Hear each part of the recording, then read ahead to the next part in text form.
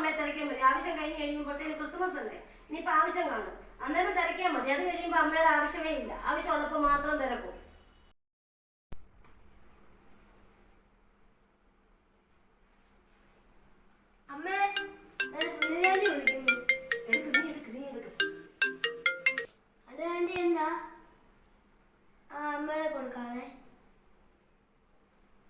Hello,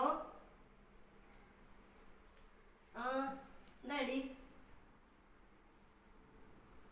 Christmas ഒക്കെ ഇങ്ങനെ ആയിക്കൊണ്ടിരിക്കുന്നു. 25-ാം തീയതി ക്രിസ്മസ്. പള്ളിപ്പെരുന്നാളൊക്കെ കഴിഞ്ഞു, റാസെല്ലാം കഴിഞ്ഞു, പെരുന്നാളൊക്കെ കഴിഞ്ഞു.